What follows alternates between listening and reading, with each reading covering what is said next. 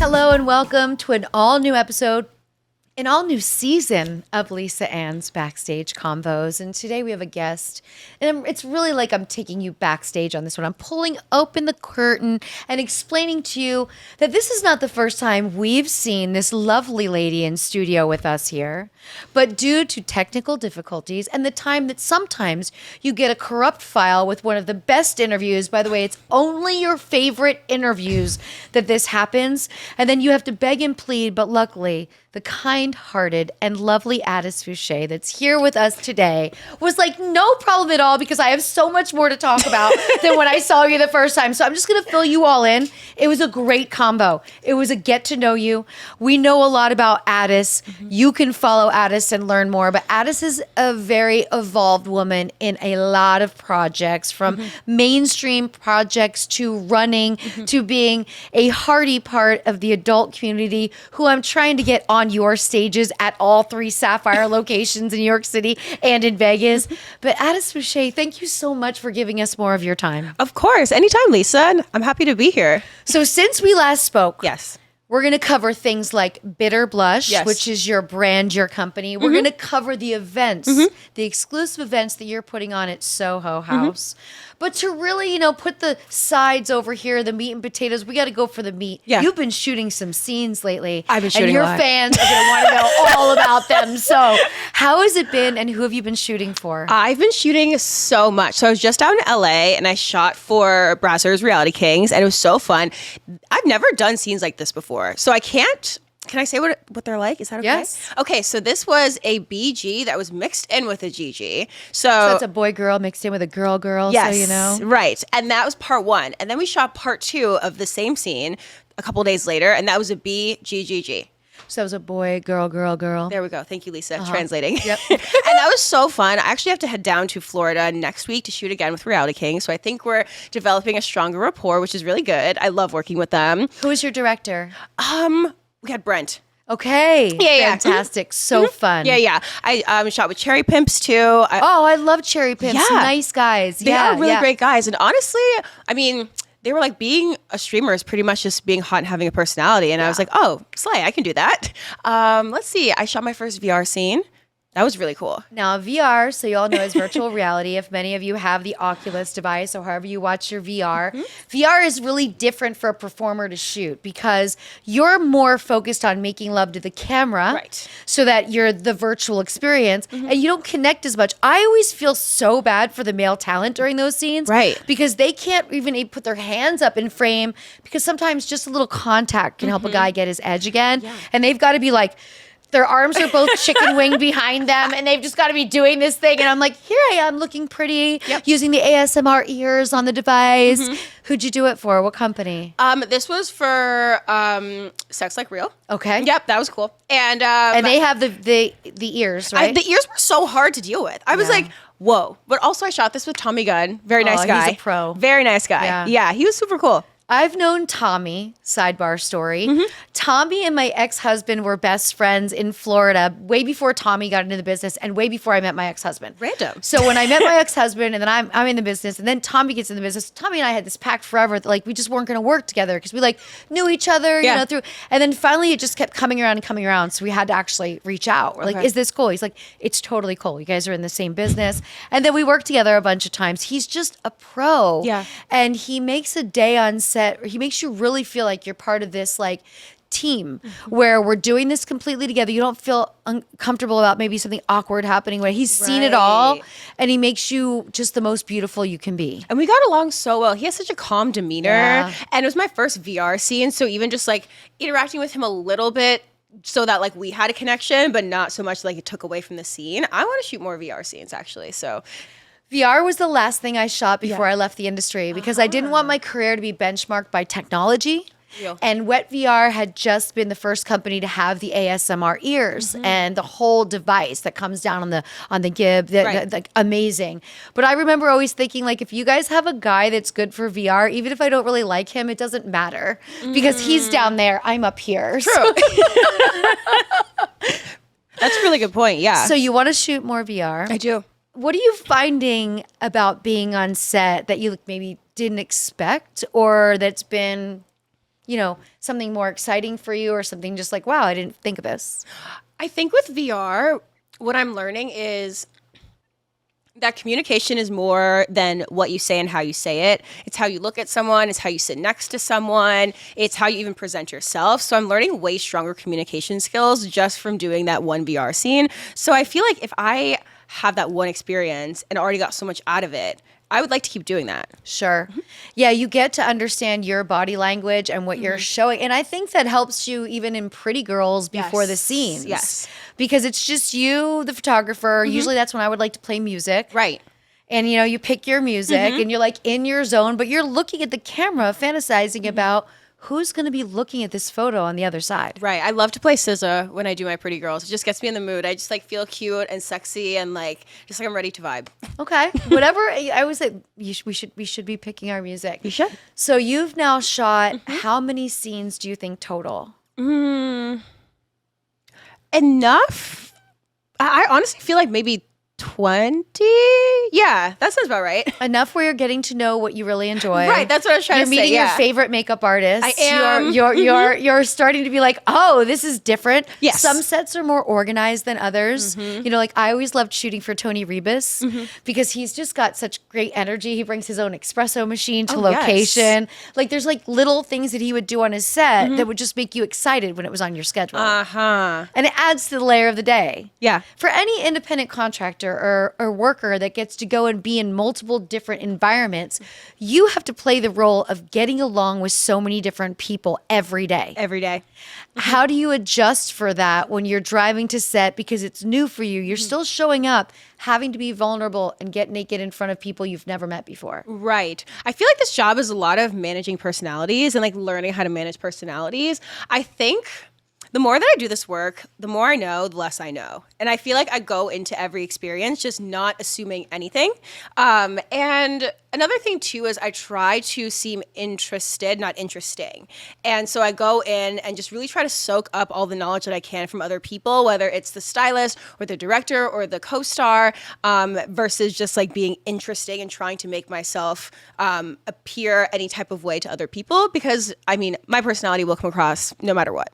Yeah, and you're not there for that. Exactly. And to know that you're not there for that, and also it's a great way to look at it, being interested instead of interesting, that helps you 6 months down the road where you run into that makeup artist again, you will remember something she told you that day, and she will be incredibly impressed because you remembered. And for you, it's just the way you're building a connection to feel that safe space every time you go onto a set. Right, because like just how the performers are people and we have lives and needs and stuff, so is everybody else on set. Sure. Yeah. Whether it's the lighting guy, whether it's the kid doing the paperwork, everybody's got their story, and it's a really interesting melting pot of 5 to 10 people a day that come from completely different walks of life. People are always shocked when I remember their zodiac sign. I'll be like, oh, is it your birthday coming up? And they're like, how do you know that? I'm like, because you told me that you're a Taurus. I mean, obviously. You remember the good stuff. I do. I'm glad that you're enjoying it. This has been a big transition for you. You have been focused on Bitter Blush. You've been focused on putting on your events, but you got to go to your first AVN Awards this year. I did. And did you do the whole run of awards? You did AVN, you did XBiz. I went to X3 too. Okay, tell I had us. fun at X3, honestly. It was kind of like the pregame before AVN. And it felt kind of like a family reunion. So because there's some people that I never get to see, some people that I've only met on the internet. And this was my first AVN Awards and first time being on a billboard, first time being in the campaign.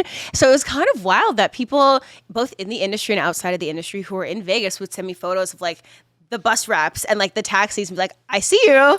And it was so interesting, but a little overwhelming. I think I hadn't really met so many of my fans in real life before, just one after another. And now that I've actually met some of them in real life, I'm like, oh, wait, I have fans. Like it's finally started to click for me at AVN. That's why it's important to do events. Yeah. That's why if someone were to say, I'm going to get into the business today, but I'm just going to purely create on OnlyFans, and I'm not going to feature dance, and I'm not going to go to Exoticas, and I'm not going to go to AVN, I would say, well, you're just kind of speaking into a black hole then. Exactly. You don't know who you're connecting with. And it does give you that, what do people know the most about you? So I'm sure there's people that came up to you and talked to you about running. There were actually, there were a bunch. There were people there that were like, oh my God, are you doing the New York Marathon this year? Or like, there was somebody actually who bought my old sneakers. I bought a couple, because those are like clothes that I often wear in some of my scenes on OnlyFans. And so they know like, oh, that pink set. Oh yeah, like that's a connection that they can find in me. And sometimes people will send gifts to my P.O. box that have nothing to do with adult entertainment. They'll just send like socks, a Garmin watch. It's really sweet. Yeah, too, because remember, it's an icebreaker for someone else. Imagine you, who is like your celebrity that you think you would get nervous if you met? Oh my God. I think I would get nervous if I met Rihanna. Okay, that's a great one. Riri? Yeah. I think we should all get nervous if we meet Exactly. Riri. Okay? So if you meet Riri, Yeah. you would want to have something that isn't like, you don't want to be me when I met LeBron and the only thing I could say was, I'm such a fan. Oh, It's yeah. the only thing that came out of my mouth. He's probably like, yeah. Yeah, and then I blew it. Yeah, How do I find that? I just labeled myself Yeah. and I walked away. So you want to have something. So what you're doing is you're enabling someone who might be a little bit shy Right. or might already be anxious about meeting you, have a common ground. And you have a lot of those Yeah. because you're involved in a lot of things. So you're not just one dimensional. And I noticed that from witnessing the different, how long guys would stand at different booths and speak with the different performers and why. And some girls, they show one thing on social media. That's all they do. They're either bouncing their boobs or they're shaking their butt. Right, That's it. right. That's fine. That works for you. But you can't expect a guy then to come up and have anything more than say, can I touch your boobs or your butt? Exactly. And what you're doing is you're providing everyone with like, this is who I am. These are all the things that I'm involved in. You get to pick and choose. Yeah, you might know me from this, but you might find this to be the most interesting. Exactly. And I feel like that just kind of like even further humanizes me. I created the moniker today's most relatable whore because I feel like a lot of folks don't know what sex workers' voices sound like, or if they have hobbies, if they have friends, they just see people bouncing their boobs and shaking their ass, which is all good and fine. I mean, I love to do those things. Right. But, I feel like when I make it very obvious that I like to run and that I am a native New Yorker, that I don't drink, it really kind of creates a full picture as to who a porn star is or who they could be. Oh, did you find any unusual interactions with fans? Did anybody freak you out? Nobody freaked me out. Actually, everybody was very normal. Okay. There were normal is just a setting on the dryer. That So you know don't what? use that shit, okay? What is normal, okay? Okay, I feel like good point. I feel like everybody was very respectful. Good. Everyone that came up to my booth. There were certain people who like did the drive-by photos where Yeah, they yeah. like walk by, but those people didn't come up to me. Good. The They ones knew. that- They right. were monitoring you. They knew. It's what you put out. Yeah, exactly. Yeah. It's how you're presenting yourself, And right? there was actually someone who came up to me and was like, "Oh my God, you're that girl who runs that series at Soho House." I was like, "Wait, you've never seen any of my scenes?" She was like, "No, but I know that you're having an event that's in February and I wanted to come, but I can't. So I'm glad that I ran into you at AVN." And I was like, "Wow, this is a first at a porn convention. You haven't seen my scenes, but you know me from that other thing. Yeah. That is amazing." That's a real thing. And let's Yeah. talk about it. You're Yes. putting on events at Soho House in New York City. Yes. You have one coming up. How often are you doing them? And lay the foundation out for us. Right. So my events are called The Lust Files, and I do it with my business partner, Natasha Miller. She's a sexologist. We met at another speaking event. We were both speakers for the salon, and we just got along really well. And we noticed from our experiences in different sides of the sex industry that there were not many spaces to talk about sex in a way that wasn't like overly comedic or about trauma or very instructional. So we created the Lust Files and we host these at Soho House every other month. So our next one is April 9th. And I'm so excited. We have Dr. Evan Goldstein joining us. We also have Joanna Angel. And we also have Catherine Drisdale. So Dr. Evan Goldstein is a very well-known doctor in the gay community. He does a procedure where you can get Botox in your ass so that you can bottom better. And a lot of gay men really gravitate towards that because it's very affirming. And then we have Joanna Angel, obviously, AVN Hall of Famer, awesome lady, your Yep, friend. great friend. And Catherine Drisdale, who is a sex and pleasure coach. And how do you curate these? How are you reaching out to everyone? How are you finding the groups that you're pulling together? Because every other month event that you're putting on at Soho House has a different theme, a different Yes. educational topic. Exactly. So one of the ones that we did was about having a better relationship with porn. So I was on the panel as like the expert on performance. We had someone else who's an STI destigmatization activist, and then we had a sex therapist. So she was like the expert on mental health. We also had an event that was about BDSM and kink. So we had 2 doms and one of their subs on stage with us and kind of really shedding light onto this community that people have no idea about. I think a lot of people think that BDSM must involve pain or something gross, but it's really not like that at all.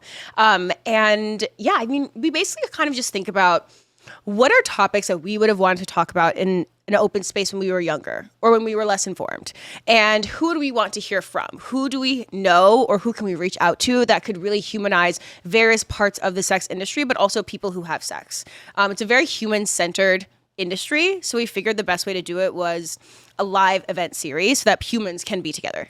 Yeah, and it's intimate, and it's something where somebody can immediately get a response if they want to ask a question. It's a different topic. It's a reason to get out. And what we're starting to see, I'm sure you're noticing, especially in New York, people are definitely getting out again. And people are wanting to go to little venues and see things, whether it's a comedy show or whether it's what you are doing at Soho. So these are really important reasons for people to get out and learn. Just open your mind, even if it's not something that you've ever been drawn to before, but to just say, I think of one that would be very interesting. And I say it because I just met up with a couple that I've known for years, and they actually got married on leap year day. So, 4 years ago, 2020, so they just had their first anniversary. So we go out for lunch and we were talking about what they did for their anniversary. And he said, well, do you remember when you came on our sports radio show and gave Valentine's Day advice for couples? And I'm like, I do that a lot. What was the advice that stuck with you? He's like, once you live together, you should get a hotel once in a while, because hotel sex is just different, right? So that's what they did for their anniversary. Right down the street, they got a hotel from right where they live and just had a hotel. And I was like, I think couples are being a little bit lost. Couples, just regular cis relationships, right? I think couples are trying to find more information and there's less out for them. How to keep your relationship exciting, what to do when you hit a sexual lull. When is it okay to maybe suggest bringing porn into a relationship on like a once a month thing if you've never done it before? How do you ease it in? I think that could be a dynamic kind of mix of, and you'd have Joanna and Aaron because they're a couple, but I think couples would like to express ways to feel more connected because they love each other so much, but everyone fears getting into that like roommate marriage. Right, exactly. That's a real fear. No, exactly. Like I would, that sounds like a jump scare to me, but like honestly, I was talking to a friend about this. A friend was like, hey, like I really kind of want to figure out different ways to connect to my partner. What should I do? And I brought up that, kind of going back to what I was saying about communication being all these little things, so is intimacy, right? And sometimes when friends reach out to me and they're upset about something, I'll think, okay, do they want someone to vent to? Do they want advice? Do they want someone to affirm what they're saying? Do they just want someone, to tell them that they're right? And I feel like that's the same kind of thing with intimacy, and it's all different kinds of things. And so that intimacy of, being like, hey, I picked you up something from the grocery store. I knew you liked the snack. Or even just like a hug when you finish work. That's all intimacy that builds up so that when you get to the bedroom, it's on. I read a great story a couple of weeks ago about a girl that was looking over at her mom's text when they were like on the flight home, and it was her dad asking if she wanted her special latte or something waiting for her. And she's like, it was the sweetest back and forth exchange. And my parents have been married, and I was like, oh, it's those little things. It's that little stuff. How often do you get reached out to? Because I think being in the industry, I considered a sex worker. Yes. All of your friends that aren't in the business ask you all of the questions. Yeah, all of them. And they really do believe that we have the answers. So like, I like your 4-part series of what does this person want from me? But eventually they're going to want an answer. And, like I can go with the flow with some things, but I'm like, you guys are the ones that are married. You're coming to me with marriage advice. Like what? Right. I'm saying, yeah. It's funny. Like even like my friends that are gay men will be like, Addis, how do I bottom better? I'm like, isn't that supposed to be your thing? Why are you asking me? But I also, speaking of, I would love to shoot more anal scenes. I definitely really, really would. Have you done any yet? I have, yes. How many? 2. Okay, I would say, hold out because you can charge a lot of money for anal. Oh, absolutely. You know what I mean? Like, you don't want to do it too often. Just giving business advice here. Thank you. You don't want to do it all. I waited till my 30s. And, for the last 5 years of every company asking me, my thing was I wanted to do it in my personal life first. And I wanted to enjoy it. And I didn't. Yeah. I hadn't done it in my personal life. Yeah. And I just remember I would tell every director, like, look, what if I'm cracked out? I'm saving my anal scene for if I'm cracked out and I'm broke and I need to come back. And that was my big ongoing joke. Like, I've got to save something in case, like, break glass in case emergency. That at that time was my asshole. You know what I mean? That's smart. Like, that's smart. And then by the time I did it, I was like, okay, I'm ready. And I just went to the top 5 companies. I was like, here's this company's offering me. Here's this company's offering me. And like, they're like, oh, well, you won't be able to do it for somebody else for 2 months. Well, that's going to be an extra couple $1,000s. Like, it was. There we go. It was nice. And I was like, okay, it was worth waiting all that time. And then I didn't do another one. Then I just did them for my own company mostly, right? And then if somebody wanted one, I would charge them an arm and a leg. But yes, it's one of those things that you want to limit. Yeah. It's different for you because you don't live in LA and you're not shooting all the time. True. But for the talent that lives out there, you know, I used to tell them, like, my rule of thumb was I never did it more than once a month. But only because I wasn't as regular fasting then. If I look back to how I live now and my ability to fast, back then it was always the what it did to your diet. Totally. The not eating for the 24 to 48 hours, the feeling so weak on set. Now I'm like, that was all in my head. But you are really concerned about that step. And it's about finding the right partners to do it with. But absolutely. Where you're potentially going to Exotica, we're trying to find you a booth currently, right? Yes. How long till we can see you on these stages? Because I know everyone that watches this has seen you wrapped on the buses in Vegas for ABN and you know, knows your growing popularity, follows you on social media, is eventually going to want you to dance for them. Yeah, you know, actually, I was thinking about being in LA for just the summer to do a bunch of shoots and everything and just have like a different kind of vibe. I was just out there for a couple of weeks shooting a lot with Brazzers and doing some other things. And I was like, I kind of want to take a pole class out there and start dancing. And then maybe, you know, take some opportunities to go work at Sapphire Vegas and just start there because that's right there.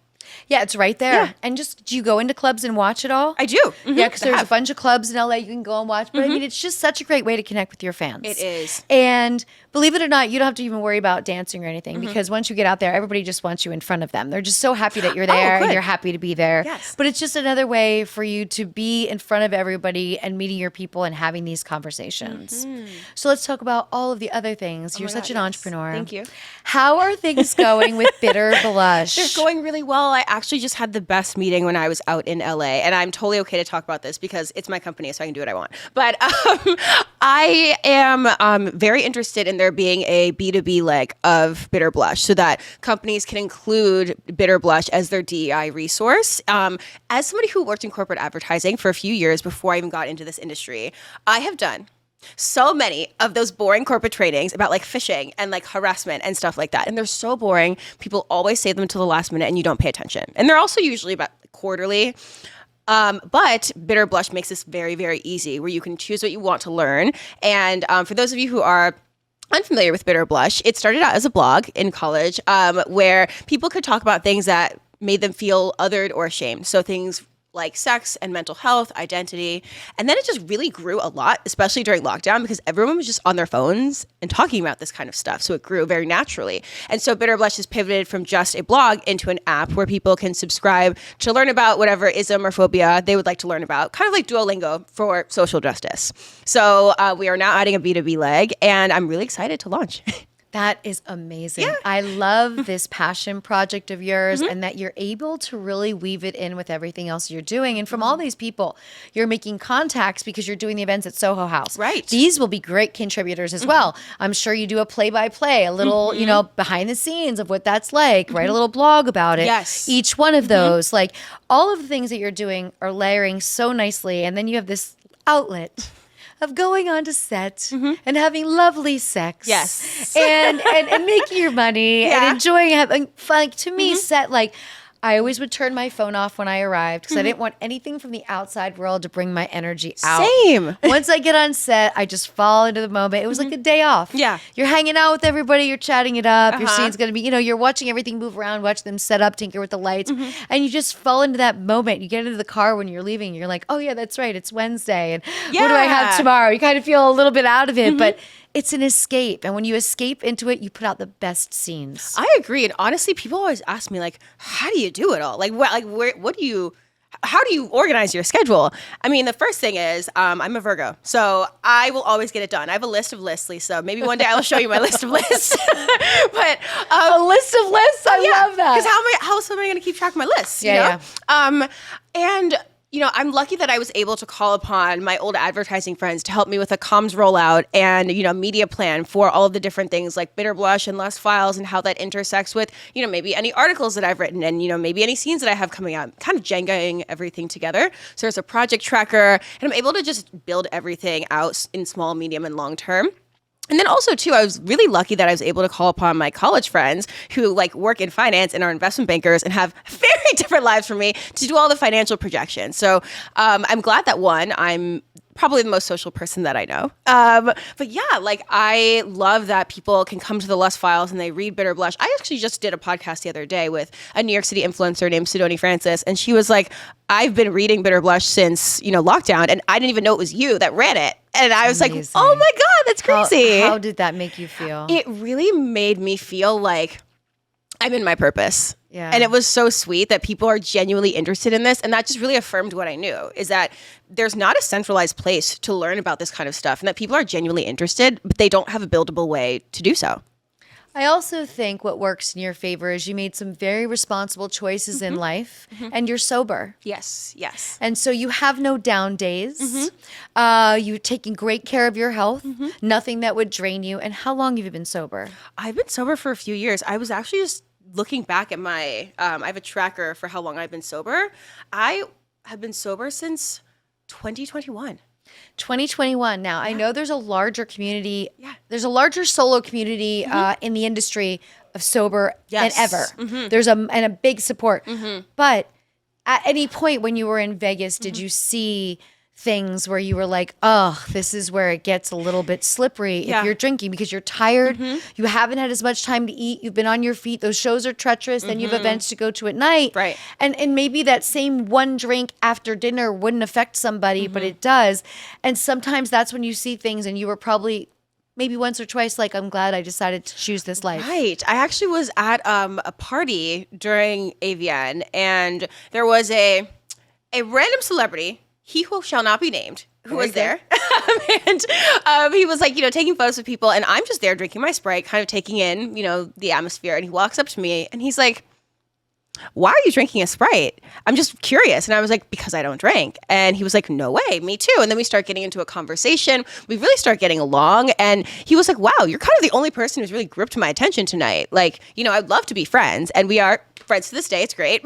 But yeah, I did start to notice that I occupy the space in a very different way, but in a way that I think contributes to the larger industry. Yeah. And for me, not being completely sober, but not drinking at work events. Right. I always felt more present to do photos and stuff. And that's really why you're there. Yeah. You can hang out with your friends and do nothing. But I wanted to be looking around. You'd see somebody coming over. It looks like that person wants a picture. If you're wrapped up with your group over here drinking, you're only noticing your group, and it's a distractor. And also it does wear on you. Your look of how young you are, but also how young you look and how you take care of yourself and running and all the things that you do contribute to the fact that yes, you can manage your schedule. You can stay healthy. Right. You can do all of these things because your immune system is strong and your level of will and excitement to everything you're doing is just boosting you out of bed in the morning. Absolutely. I honestly feel like people should do more things in the industry that aren't specifically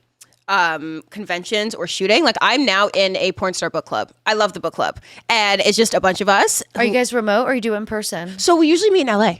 Oh, yeah. I'm so sad. And that's another reason why I want to be in on LA a this summer. FaceTime and I sit there on a FaceTime. I'd love to be a part of it. It's really sweet. Yeah, just someone that I have shot with before and we're friends. Her name's Molly Little. Was like, oh my God, we had Molly in here. You did? Oh my God, we love Molly so much. Shout out Molly Little season 1. Go back and watch it. And by the way, that girl fucking photographs amazing. Oh, she does, right? Oh, she's got one of those looks that can be transformed to multiple different looks. Not everybody has that. Right. She could be real glam. She could be real young girl. Oh my God, we love Molly. Yeah. Shout out. Okay. Yeah, actually one of my most watched scenes on Pornhub is with her and then another girl, Madison Wilde.